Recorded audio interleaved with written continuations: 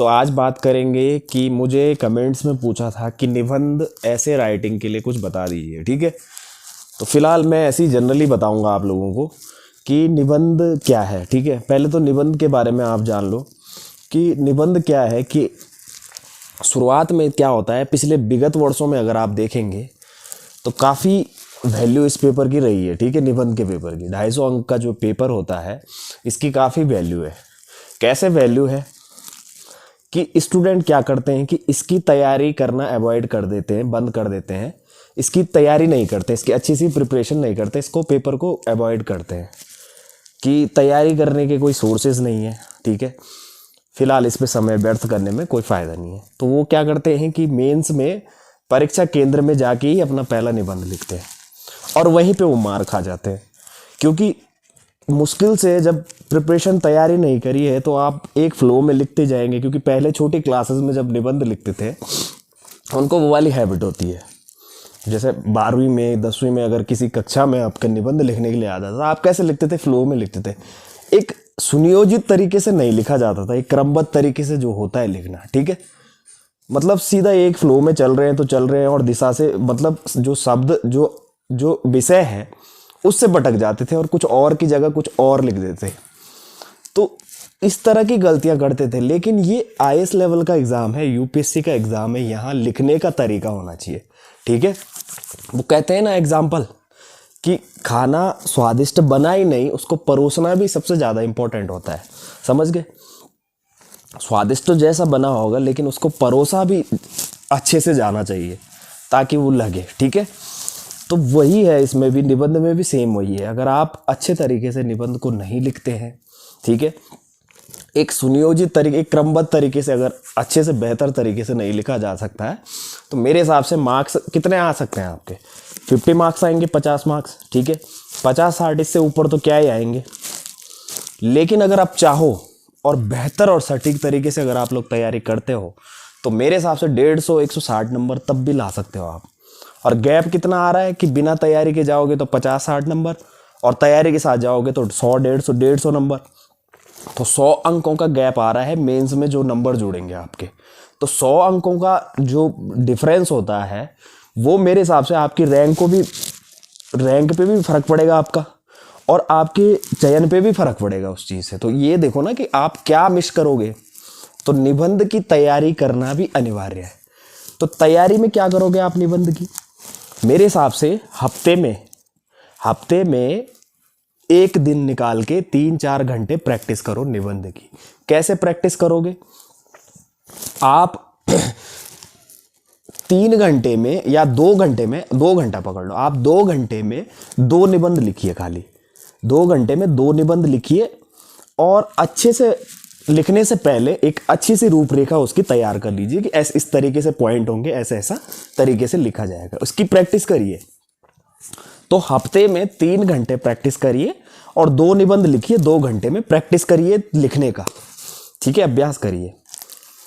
तो ये इस तरीके से अगर आप तैयारी करेंगे। दूसरा, सोर्सेस की बात कर दी जाए तो सोर्सेस किताबें हैं। आप निबंध दृष्टि आईएएस की किताब आती है, निबंध दृष्टि की। कुछ डेटा है आप उससे ले सकते हैं। ठीक है, कुछ इंपॉर्टेंट तथ्य कुछ होते हैं ऐसे टॉपिक्स जो आप वहां से ले सकते हैं अपने तैयारी में। ठीक है, तो अगर इस तरीके से आप लोग तैयारी करेंगे तो हो सकता है कि निबंध के पेपर में अच्छे खासे नंबर आ जाएं और जो कि आपकी रैंक को भी अच्छे से प्रभावित करते हैं। इतना तो आप ध्यान रखना कि उसका प्रभाव काफ़ी आपकी रैंक पे पड़ता है। ठीक है, 100 मेरे हिसाब से 10 नंबर से भी फर्क पड़ता है यार। तो 100 नंबर की बात हो रही है। ठीक है, तो निबंध को हल्के में नहीं लेना है, तैयारी करनी है, अच्छे से तैयारी करनी है। ठीक है, अब एक उसके लिए चाहिए आपको एक बेहतर अच्छी स्ट्रैटेजी होनी चाहिए। ठीक है, अगर आपने अच्छी स्ट्रैटेजी बनाकर निबंध लिखने के लिए परीक्षा में जाओगे तो मेरे हिसाब से नंबर भी अच्छे ही पाओगे ना। तो एक स्ट्रैटेजी अच्छी होनी चाहिए। ऐसा नहीं है कि सोर्सेज नहीं है या टाइम नहीं है तो तैयारी नहीं करनी है। ठीक है, पेपर को इग्नोर नहीं करना है। ठीक है, निबंध का पेपर भी उतना ही मान्य है, उतना ही अच्छा है, इतना ही इम्पोर्टेंट है जितना अन्य पेपर हैं आप लोगों के। ठीक है, अब ये तो रही बात आपकी। अब कुछ बातें हैं जिन बातों का आप लोगों को ध्यान रखना है निबंध के टाइम पे, ठीक है। ये मैं नहीं कहता, ये टॉपर लोग कहते हैं, सभी कहते हैं। तो कुछ बातें हैं, कुछ पॉइंट हैं जो सभी कहते हैं, ठीक है। तो क्या पॉइंट है, एक तो होता है कि जो जिस विषय पे आप लिख रहे हो उस विषय पे अपना ध्यान को केंद्रित रखो। मतलब कि जब आप निबंध लिखने बैठे हैं हॉल में तो आपको भटकना नहीं है दूसरी दिशा में, अपने विषय पे केंद्रित रहना चाहिए। आप लोगों का पूरा झुकाव जो होना चाहिए वो विषय की तरफ होना चाहिए, ठीक है। मतलब अगर परीक्षक आपकी कॉपी चेक करे बाद में तो उसको ये नहीं लगना चाहिए कि आप क्या है कि आप सब्जेक्ट से भटक चुके हैं अपनी दिशा से, तो ये भी नहीं लगना चाहिए लिखने के बाद। ये एक स्ट्रैटेजी है निबंध की, समझ रहे हो आप। मतलब परीक्षक नंबर भी आपको उसी चीज से उसी बात का तो देगा कि आप उसको लगेगा कि हाँ आप सब्जेक्ट पे बिल्कुल लिखे जा रहे सटीक तरीके से, एक अच्छी उससे लिख रहे हो आप फ्लो से। दूसरा है विचारों को सुनियोजित रूप से व्यक्त करना। तो विचारों को सुनियोजित रूप से व्यक्त कैसे करते हैं कि आपने देखे होंगे कि कई ऐसे विद्यार्थी भी होते हैं जो जीवन से काफी अनुभव लेकर, ठीक है, काफी अनुभव लाते हैं, ज्ञान रहता है, सब कुछ रहता है, लेकिन क्या होता है कि विचारों को एक्सप्रेस मतलब क्या बोलते हैं हिंदी में, आप एक्सप्रेस नहीं कर पाते हो। मतलब सीधी बात ये है, आप व्यक्त नहीं कर पाते हो आप, ठीक है। तो और जब लिखने की बात आती है पहले तो आप बातें बड़ी बड़ी कर लोगे, लेकिन जब लिखने की बात आती है तो वहां पे नहीं लिख पाते हो निबंध।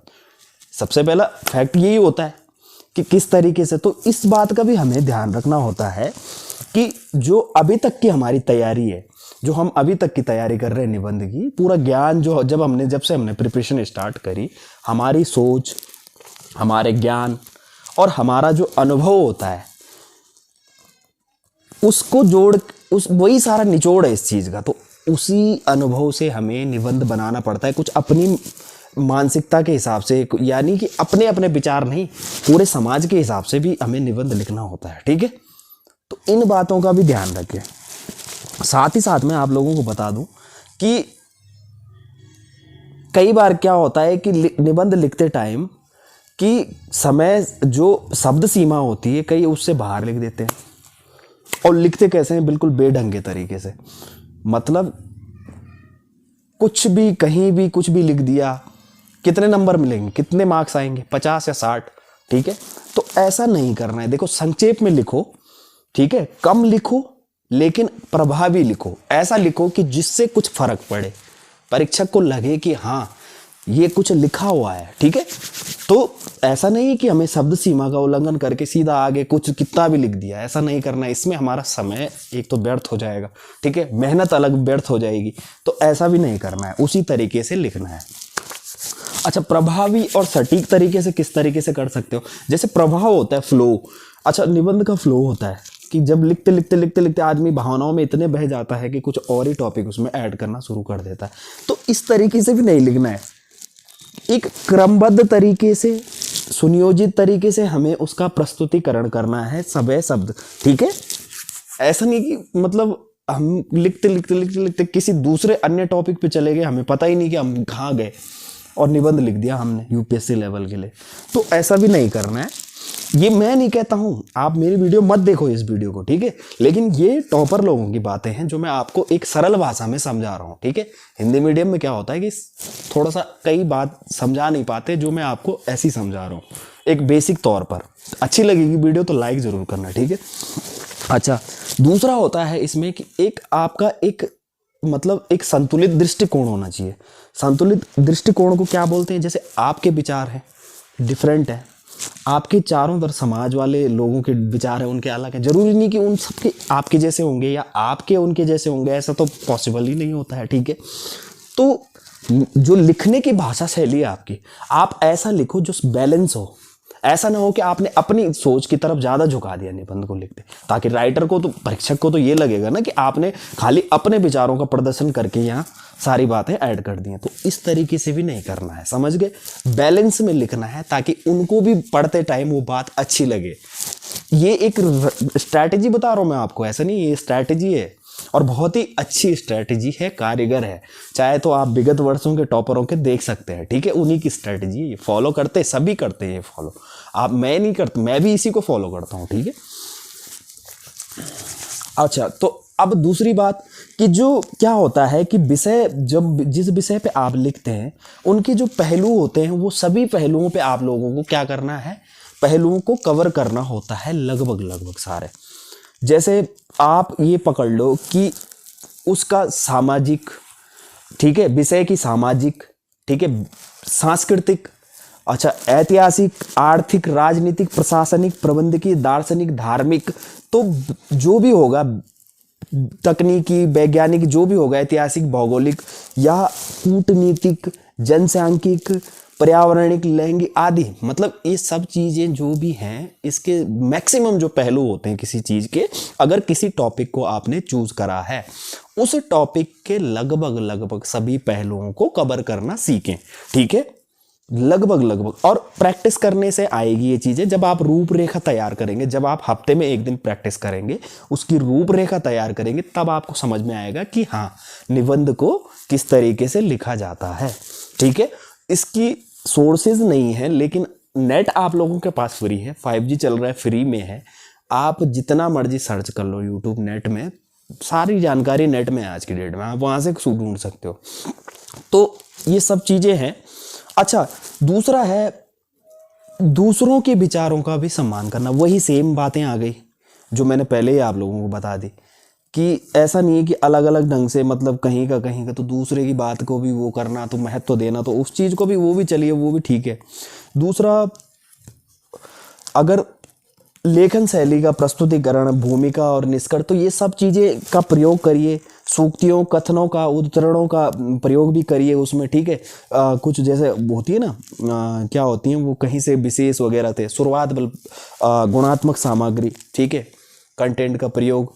तो ये सब चीज़ें छोटी छोटी बातें होती हैं जो निबंध को एक अच्छा आकर्षक बनाती हैं, देखने में अच्छी लगती है। आपने देखी होगी टॉपर की कॉपीज़ वगैरह, तो वो किस तरीके से लिखते हैं, कभी आप प्रीवियस कॉपियाँ हैं जो वो डाउनलोड करके देखना। तो मैं वही सिस्टम बता रहा हूँ आपको, ठीक है। आप किसी भी तरीके से आप, मतलब आप कुछ, अब जैसे मैंने आप लोगों को बता दिया कि हफ्ते में आप लोग एक दिन प्रैक्टिस करेंगे, ठीक है, 3 घंटे के लिए प्रैक्टिस करो, 1.5 घंटे में या 2 घंटे में आप 2 निबंध लिखने का प्रयास करो। पहले उसका एक अच्छे से रूपरेखा तैयार कर लो, फिर उस पे पॉइंट पे आओ, किस तरीके से लिखना, उसके सभी पहलुओं को, जो विषय आपने चूज करा है, विषय वही चूज करना जिसमें आपकी रुचि ज़्यादा रही होगी पहले से, समझ गए। ऐसा नहीं कि कुछ भी उठा लिया, सब्जेक्ट, अपने सब्जेक्ट से संबंधित, जिसमें ज़्यादा रुचि रही, जिसमें ज़्यादा इंटरेस्ट आता हो आपको लिखने में, जिसमें आपको कोई दिक्कत ना होती हो, ऐसा सब्जेक्ट चूज करिए और तब उसकी पूरी रूपरेखा तैयार करके आप निबंधों को प्रैक्टिस करिए, ठीक है। तो इस तरीके से की जाती है निबंध की तैयारी। बाकी कुछ और चीज़ें भी हैं ऐसी कि जो कुछ इंपॉर्टेंट टॉपिक्स हैं, इस तरीके से कि मैं कह सकता हूँ आप लोगों को कि कुछ इंपॉर्टेंट टॉपिक्स भी हैं निबंध के बारे में, बहुत सारी। देखो, इतनी बातों में निबंध की तैयारी नहीं, मतलब ठीक है, हो जाएगा, अगर इतनी भी फॉलो कर लेते हैं तो ये तो बहुत ज़्यादा है, ठीक है। इतनी कोई करता नहीं है फॉलो, लेकिन कर दिया आपने तो मेरे हिसाब से बहुत ही अच्छे टॉपर वाले रैंक आप हासिल कर सकते हो, ठीक है। लेकिन फिर भी यार, अगर कुछ अन्य जानकारी आपको, देखो ये मैंने एक जनरल वीडियोस अपने हिसाब से बनाई है, अच्छी लगेगी तो प्लीज़ लाइक ज़रूर करना।